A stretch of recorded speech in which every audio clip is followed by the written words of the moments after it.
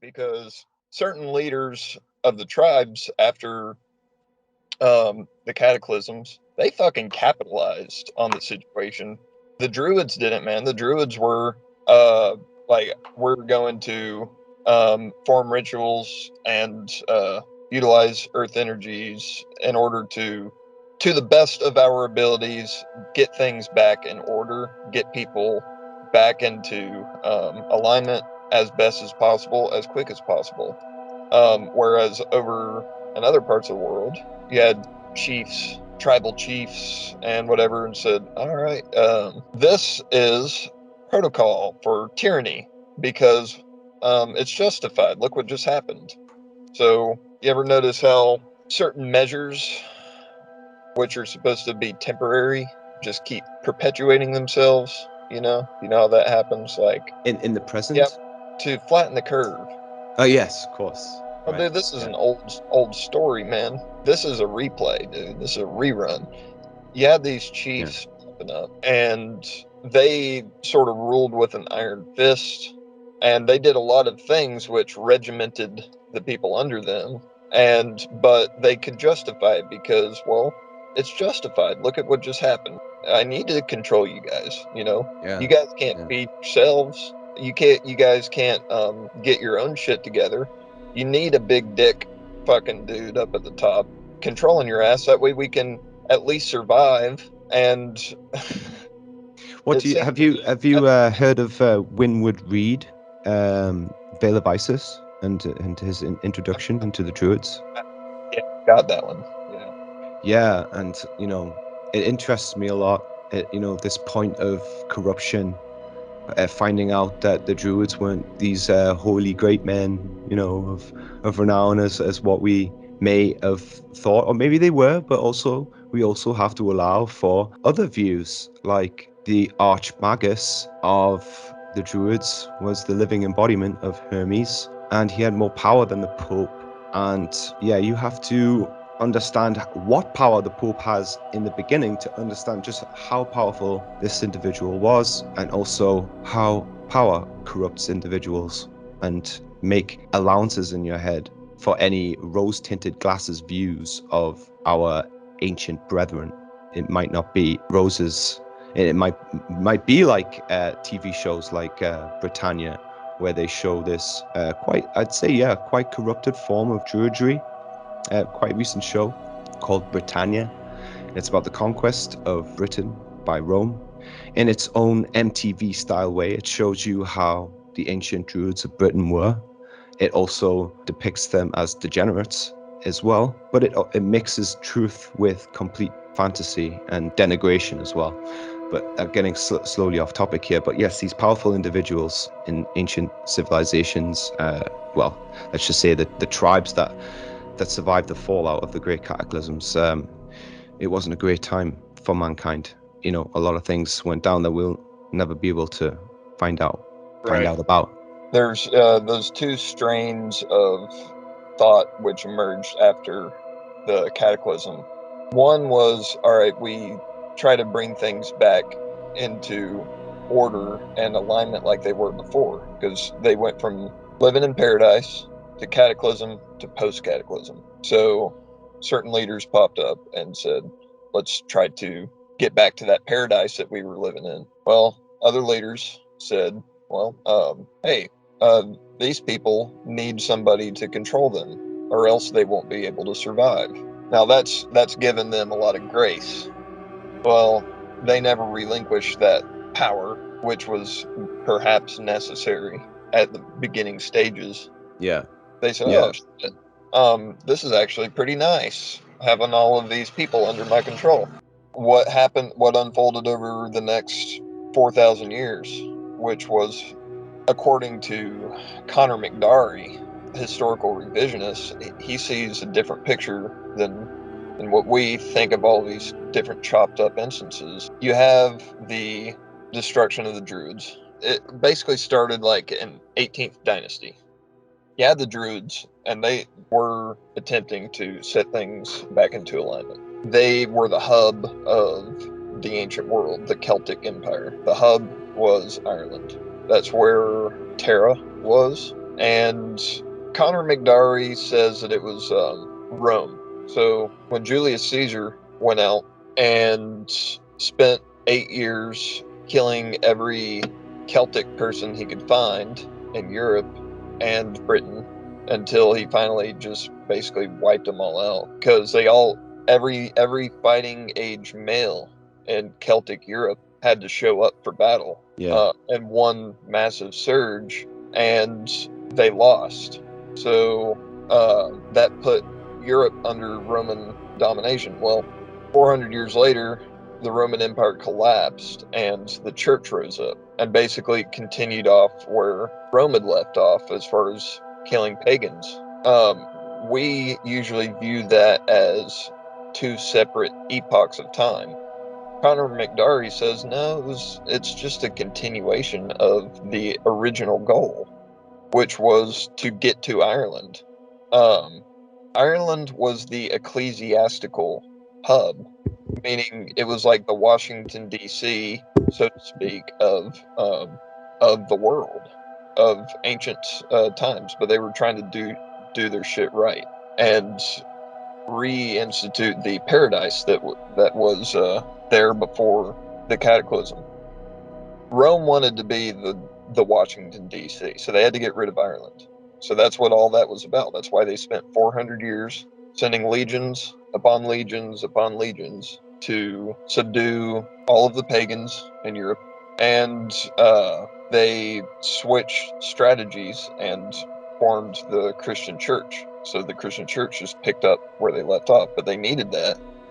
They couldn't make a church if Ireland was still there, because Ireland being where the Druids were coming from, nobody would listen to fuck all you had to say about anything spiritual if there were Druids around, because Druids could put their asses to shame any day of the week, because the Druids were Druids would attempt to reveal the mysteries of the universe to you, whereas these other mystery schools, they just want you to slave your way through the initiation degrees, where you look at Freemasonry, you just become more and more of a slave every time you get a new degree, or any of these secret societies. You just give up more and more of your soul, and they never get anything in return spiritually. Yeah. They say that they're going to eventually when you reach the final degrees, it will reveal the mysteries to you. You never fucking learn any of the mysteries of the universe. All I gotta say about ancient Ireland is all you have to do is take a look at the tarot, and you can understand that it was a very sacred place, and they had ways of getting in touch with practical ways that have actually lasted on throughout the ages. It used to be called the Book of Life in Ireland, I believe, and it was a way of, the only way I could describe it as a categorization of archetypal forces in the human psyche, and also how that relates to astrology, the movement of celestial bodies, and also how they are a part of us and their movements are going through us. It's not just their movements are inside, they're inside us. It's not just like a solar system out there that's having an effect. It's like we have our own solar system. We have our own hierarchy of archetypal energies that have to be expressed or worked out. And this comes from cataclysms. It comes from catastrophe. It comes from general human experience, everyday experience. And I've heard that, I don't know if this is the right word, but I've heard that the Druids were the creators of that system, particularly used in the divination arts, and being able to, I don't know, give a little forecast of events that may arise as cycles of time. In a normal wave on the ocean, it's going to have a rise and a fall, and it was simply a way of measuring those and being able to give a prediction, right? Yeah, there's a lot of I'm sure that they had a lot going on, man. They were very scientific. We can't really know. It's hard to say, man. You just look at the mathematics that they had access to. Incredible. These stone circles. Yeah. Yeah. I mean, look at the dark side of it as well. Comments Beaumont talks about how they had Druid Lanak, otherwise known as Druid Fire or Druid Lightning. It was called Druid Lanak, and somehow they knew how to make firearms, right? According to Comments Beaumont. Yeah, and I think he says that that's why the Romans never invaded or were able to really hold territory in Scotland or Ireland when they were trying to take over. It's because they had firearms. That changes things a little bit, right? It changes our view about things. Bear landmine, so when the Roman legion comes marching through, boom. Yep. That'll change the tactics a little bit. Yeah. I mean, we've all seen Lord of the Rings, where these berserkers, these berserker orcs, they've got bombs strapped to their backs. They blow up Helm's Deep. I mean, that right there is whistleblowing a lot of ancient knowledge that we're not privy to. We think that China invented gunpowder or something like that, you know, somewhere in the last 1,000 years, when it goes way back, and the knowledge of it comes from exploding volcanoes, and we don't know any of this really. We don't have any knowledge of it. We have things like Lord of the Rings, which hints at it.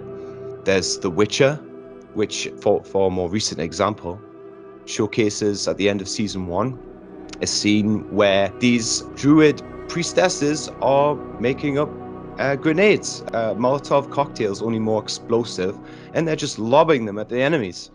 Black magic, firearms. Have you ever seen the movie Noah? No. By Darren Aronofsky?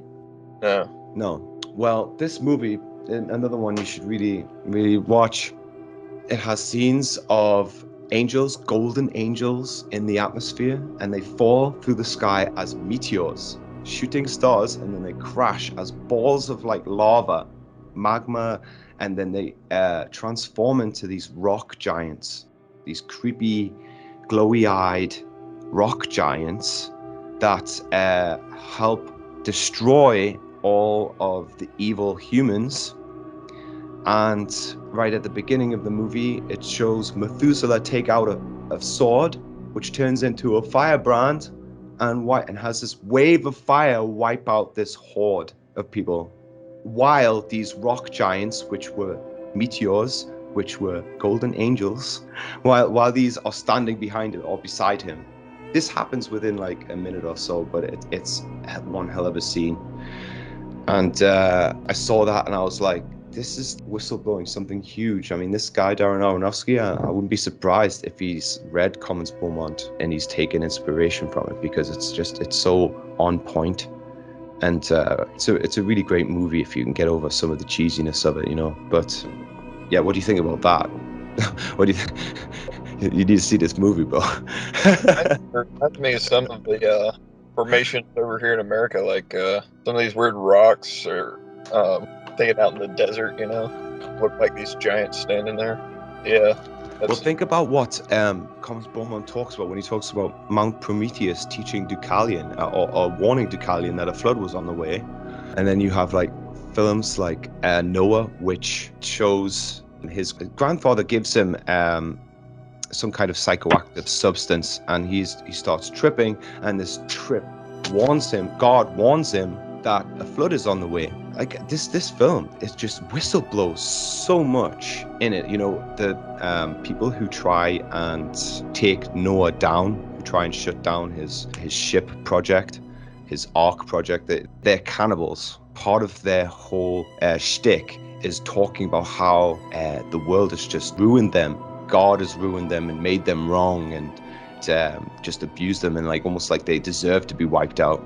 Again, going back to this catastrophic mindset, just how much of it is whistleblown in Hollywood movies alone, you know, and people still just watch the movies as if it's some kind of, you know, you're entertaining. Oh, this is a new take on a biblical story, and yet, and I'm sitting there going, this do you realize the significance of what this guy's showing you right now? There's very few people that get it. They should just come out and explain it. Stop trying to encode it. I mean, there's people in the background who are leaking all this. Just come out, tell people what you know. Fuck it, let people deal with it. At least then, you know. Can we talk about something like something really crazy and outlandish? Okay, so you know how Commons Beaumont talks about